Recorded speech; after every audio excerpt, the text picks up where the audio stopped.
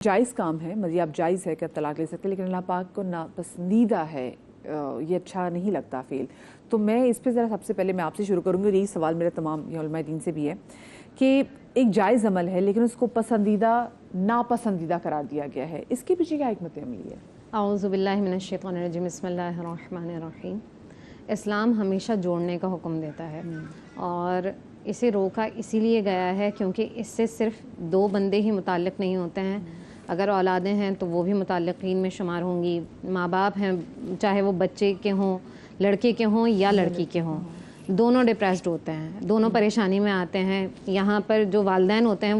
وہ خوش نہیں ہوتے ہیں اس عمل سے، کیونکہ کوئی بھی شخص جب شادی جیسے بندھن میں بنتا ہے تو اس میں سب کی خوشیاں شامل ہوتی ہیں. ایک ماں جو ہے وہ اپنی بہو کو بڑی خوشی کے ساتھ لے کر آتی ہے، یہ سوچ کر بہو بنا کر لے کر آتی ہے کہ یہ میرے ساتھ بیٹی کے رویے کی طرح رہیں گی اور میں اس کے ساتھ خوش ہوں گی، وہ میرے ساتھ خوش ہوگی.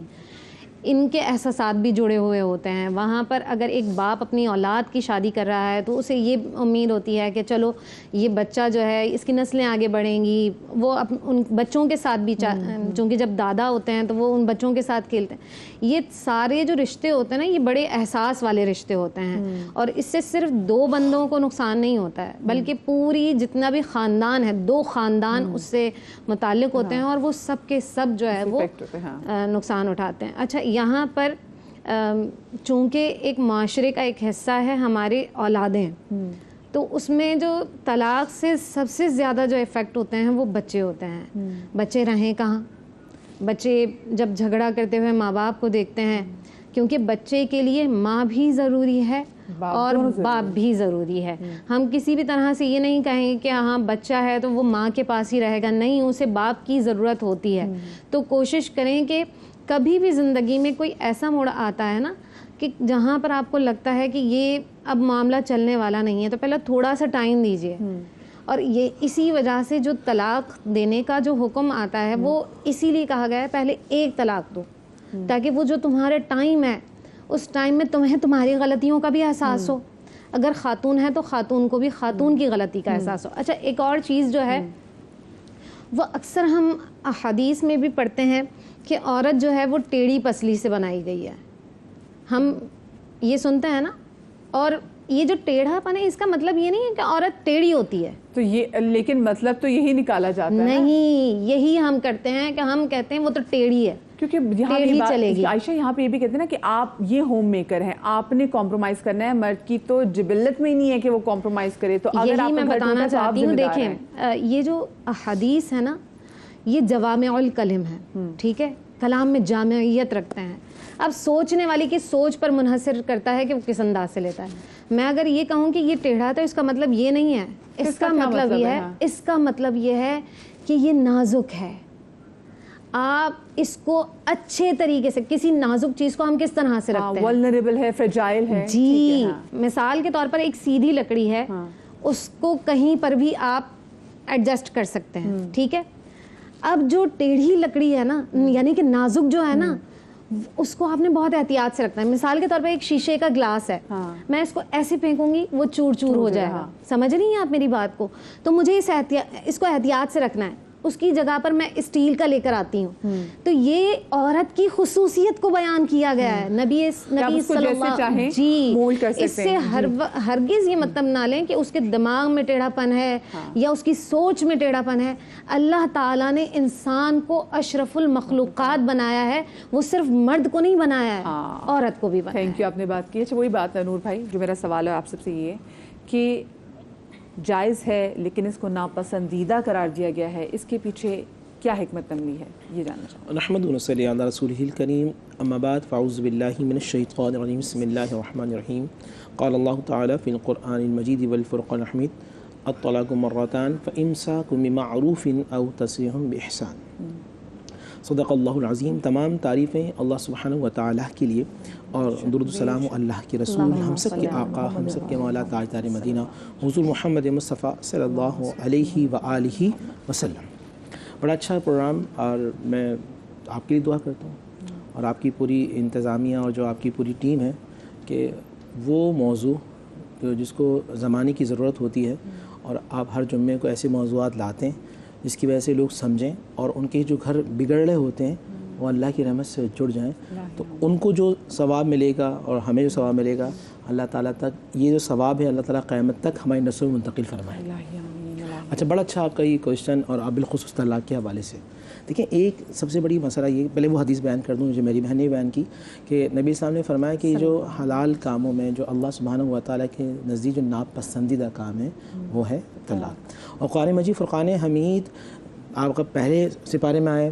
یعنی دوسرے میں آئیں یا پانچویں میں جائیں تو وہاں جوڑنے کی بات کی جاتی ہے۔ سورہ نساء میں ایک بات اللہ جل فرماتے ہیں، اگر تنازعہ ہو تو مرد کو کہا گیا کہ تم اس کی اچھائی کو دیکھو، تمہیں اس کی ایک خرابی نظر آ رہی ہے مگر جب تم اچھائی پہ نظر ڈالو گے تو تمہارا جو دل خراب ہے وہ بہتر ہو جائے گا۔ پھر سورہ نساء میں ایک جگہ پھر فرمایا وَإِنْ خِفْتُمْ شِقَاقَ بَيْنِهِمَا فَبَعْثُوا حَكَمًا مِنْ أَهْلِهِ وَحَكَمًا مِنْ أَهْلِهَا، اگر تم دونوں میں جھگڑا آ جائے تو تم تیسرا ثالث کو بٹھاؤ، اور وہ کہ جو تمہارا گھر جوڑنے والا ہو اور تمہاری نیت صاف ہے، یوفق اللہ بینہما، اللہ تعالیٰ تمہارے دلوں میں محبت ڈالے گا اور وہ رشتہ جڑ جائے۔ اچھا، اب ایسا معاملہ ہے کہ رشتہ جڑ ہی نہیں سکتا، مطلب اب نہ علیحدہ ہونا ہی بہتر ہے، ورنہ اللہ کی خطوط ٹوٹنا شروع ہو جائے۔ نور بھائی، بہت ساری جگہوں پہ جو ثالث ہے وہی وجہ بن رہے ہوتے طلاق کی۔ بہت اچھی بات کی آپ نے۔ ہمیں یہ بھی دیکھنا ہے کہ ہمارے یہاں خاندان میں ہمارے جو لوگ کون اہل علم ہے اور کون جوڑنے والے ہیں، ہمیں اندازہ ہوتا ہے کہ یہ توڑنے والے ہیں یا جوڑنے والے ہیں، تو جو جوڑنے والے ہیں ان کو بٹھایا جائے۔ اچھا، ایک بات سب سے بڑی بات یہ ہوتی ہے یہاں جو سب سے بڑا مسئلہ غلطی ہے، ہمارے یہاں لفظ طلاق کو غصے میں استعمال، یا غصہ نکالنے کے لیے یا غصہ اتارنے کے لیے استعمال کیا جاتا ہے، اور ڈرانے کے لیے بھی، ڈرانے کے لیے بہت ساری جگہوں پہ ڈرانے کے لیے۔ اچھا، میں ایک بات میں بہت بڑی بات کرتا ہوں، میری والدہ نے ایک بات بڑی اچھی کی تھی، جب میں پڑھ رہا تھا اور طلاق کے حوالے سے میں بات کرنے لگا تو امی نے کہا بیٹا جب تم لفظ طلاق عورت کے سامنے بولتے ہو نا، تم دو یا نہ دو، تو ایسا ہے جیسے شیشے پہ تم نے ایک لکیر مار دی، عورت کے دل میں خوف اور تمہارے لیے یہ ایک جو محبت کی بانڈنگ ہوتی ہے نا اس میں درار سی آنا شروع ہوتی ہے، مجھے چھوڑ سکتا ہے، یہ مجھے علیحدہ کر سکتا ہے۔ ان تمام بھائیوں کو یہ مثال دوں گا کہ جو بار بار اپنی بیوی کو کہتے ہیں میں تمہیں طلاق دے دوں گا، میں تمہیں چھوڑ دوں گا، بات اب ایک تین کی نہیں ہو رہی، بات یہ ہو رہی کہ جو رشتہ اس کو آپ کمزور کرتے جا رہے ہیں۔ بات نے بہن جی ایک بات کی نا، یہ تو موسٹلی بلیک میلنگ میں ہی آ جاتا ہے نا، ملیں گے جو بات کی کہ نبی صاحب نے فرمایا کہ عورت ٹیڑھی پستی سے، اچھا کہاں کی؟ دائیں بائیں نہیں، فرمایا بائیں کی۔ اچھا، بائیں جو ٹیڑھی پستی ہے یہاں کیا ہے بتائیے؟ قلب ہے، دل ہے۔ اللہ کے نبی صلی اللہ علیہ وسلم بتانا چاہ رہے ہیں کہ جو عورت تمہاری بائیں پسلی سے پیدا ہوئی ہے وہ تمہارے دل کے قریب ہونا چاہیے، نہ کہ وہ تمہارے دل سے دور ہو۔ نبی صلی اللہ علیہ وسلم، اور ایک چیز اور بھی ہے، پھر میں ایک بات کروں گا پھر کہ لوگ کہ بار بار وہ حدیث کو کوٹ کرتے ہیں کہ بھئی نبی صلی اللہ علیہ وسلم نے فرمایا کہ عورت ناقص العقل ہے، یہ دراصل مردوں کو سمجھانے کے لیے تھا، اگر یہ وہ ناقص العقل ہے تم تو کامل العقل ہو، تم تو پوری عقل رکھتے ہو نا، اگر وہ غلطی کرتی ہے تو تمہیں چاہیے کہ تم یہ علامہ صاحب یہ کس نے پھر آگے ایسی چیزیں جو چینج کرنے سے بتا رہی ہیں کہ ہاں یہ کہ ٹیڑھی جو ہے وہ کہتے ہیں ہڈی ہے، پسلی ہے، ٹھیک ہے،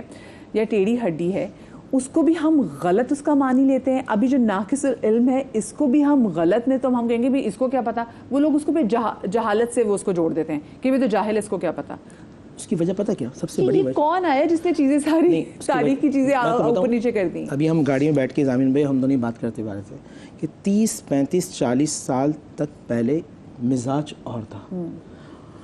غالباً بتا رہے تھے کہ 90s کے بعد ایک مزاج میں بہت زیادہ تبدیلی آئی، اس سے پہلے پھر بھی لوگ دین کا علم سیکھتے تھے، دین کا علم بچوں کو معلوم ہوتا تھا، آج وہ دین کا علم بڑوں کو بھی نہیں معلوم۔ میں جس طرح ہم نے پہلے پروگرام میں کہا تھا پچھلے جمعے کو کہ جب آپ کی شادی ہو رہی ہو تو آپ کو نکاح کے مسائل آنا چاہیے، اور آپ جب طلاق دے رہے ہوں پہلی بات ہے آپ علماء سے رابطہ کریں، علماء ہر ممکن کوشش کرتے ہیں کہ گھر ٹوٹے نہیں بلکہ گھر جڑا رہے۔ اچھا، اب یہاں طلاق کے حوالے سے بات کر لوں، شریعت نے، میں نے آپ کے رمضان میں بھی پروگرام میں بات کی تھی کہ جب آپ طلاق کی پہلے آپ کو معلوم ہو کہ اقسام کیا، طلاق دینے کا طریقہ کیا، طلاق حسن، طلاق احسن، طلاق بدعہ، جس کو شریعت نے سختی سے ناپسند کیا۔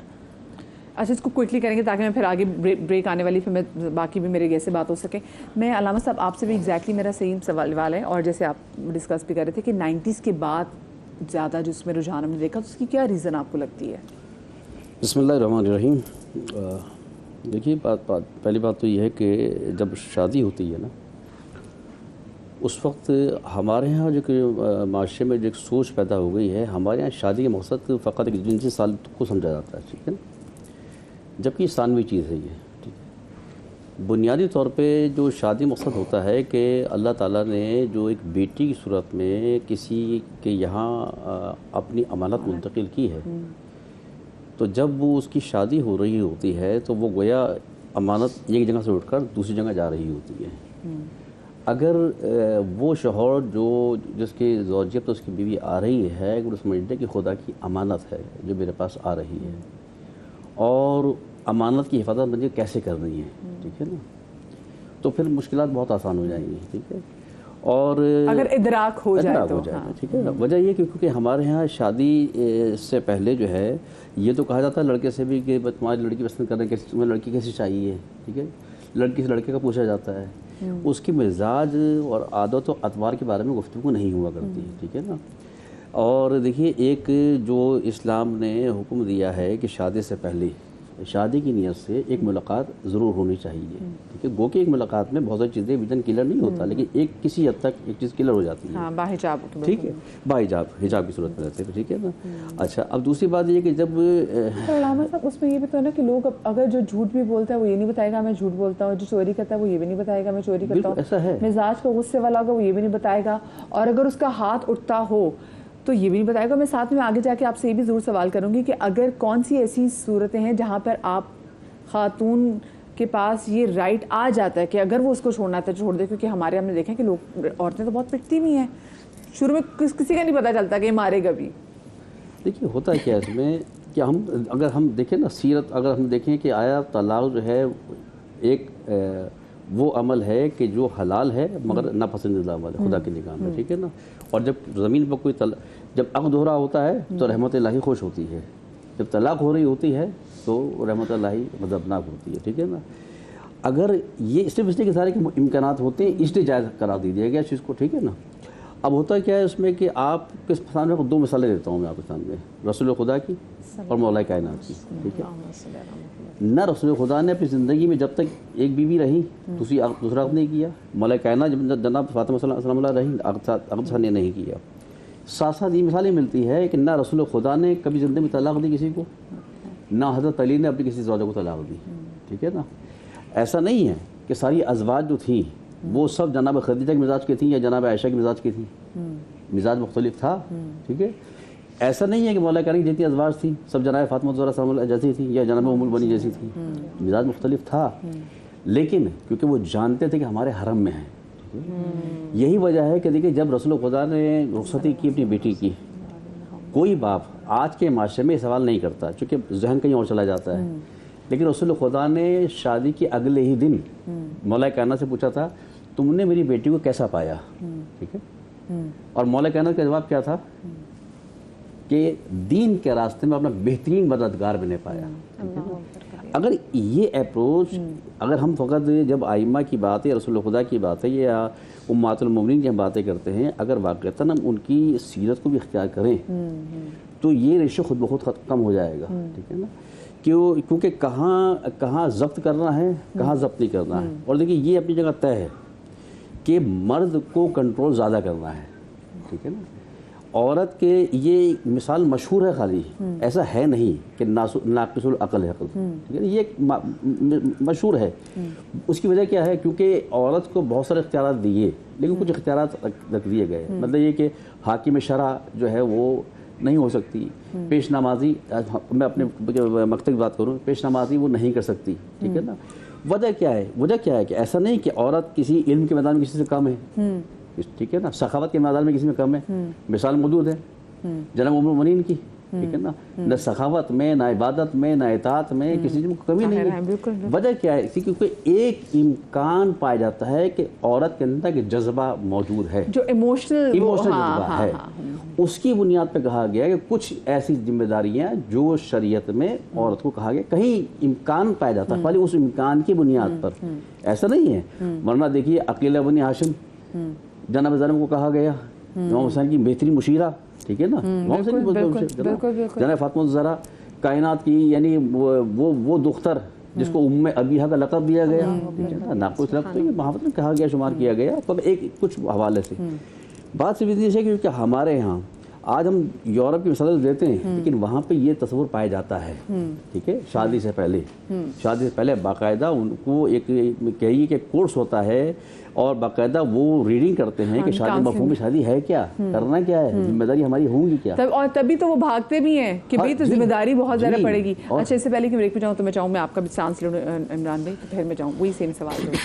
جی بسم اللہ الرحمن الرحیم۔ وہ ناپسندیدہ کا جو عمل بار بار ذکر ہو رہا ہے وہ اسی لیے کہ اللہ پاک نے اس چیز کو حلال کاموں میں جو ہم ذکر کر رہے ہیں کہ بھی ناپسندیدہ قرار دیا ہے کہ اللہ پاک کے یہاں رشتہ جوڑنا پسند ہے، نہ توڑنا پسند نہیں ہے، اور اس کے اندر بسا اوقات ہوتا ہی یہ کہ ہماری خواتین بھی بسا اوقات جذباتی ہو جاتی ہیں، کوئی چھوٹی چھوٹی بات پہ بستر بوریا لپیٹا اور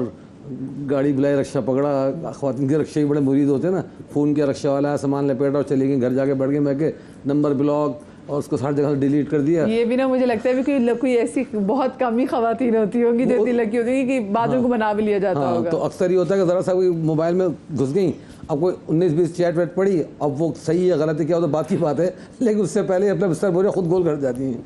تو اس میں ہوتا کیا قصور، آپ کہتے ہیں مجھے طلاق چاہیے طلاق چاہیے، ابھی تو ہمارے حضرات نے علماء نے اس کی بات کی نا، مرد طلاق دے دیتا ہے، تو بسا اوقات ہوتا ہے کہ آج کل زیادہ تر ریشو کھلا کے بڑھ رہا ہے، اس کو بھی ہم ڈسکس کریں گے کبھی، کہ وہ کہتی ہیں اب مجھے اس کے ساتھ رہنا ہی نہیں ہے۔ تو بات ساری آ جاتی ہے کہ اسلام جو چاہتا ہے جوڑنا وہ توڑنا کے بالکل اگینسٹ ہے، اور شیطان بھی اس چیز میں خوش ہوتا ہے کہ لیکن میں آپ بھی نے یہاں پہ جو بات کی نا کہ وہ جب وہ فون میں گھس جاتی دیکھ لیتی، تو پھر فون میں سے چیز ہونی بھی نہیں چاہیے نا کہ وہ جس سے وہ رکشہ منگوایا اور گھر چلی ہاں جائے۔ ہونا نہیں چاہیے، لیکن دیکھیں میں یہ کہتا ہوں ہمیشہ کہ دیکھیں اگر باہر والی کوئی انٹرفیئر کر رہی ہے آپ کی لائف میں اور آپ اس کی وجہ سے اپنے شوہر کو، جو آپ کا شوہر ہے، چھوڑ چھاڑ کے جا رہی ہیں، تو آپ مزید اس کو راستہ دے رہی ہیں۔ دوسری بات یہ ہے اکثر وہ کرتی ہے کہ گھر میں شکایت کر دی لڑکے کی اماں، بس یہ کامن پریکٹس جو ہماری ہے نا، اس سے کیا ہوتا ہے اور بھڑک جاتا ہے، کہتا ہے اب میں جو کچھ کر تمہارے منہ پہ کر کے دکھاؤں گا، تم کر لو جو کچھ کر سکتی ہو، آپس میں لڑائیاں مزید شروع ہو جاتی ہیں۔ زیادہ تر جو آج کل لڑائیاں پھڈے طلاق ہو رہے ہیں، فائنینشلی تو اپنی جگہ ہے لیکن وہ ان چیزوں پہ زیادہ ہو رہے ہیں۔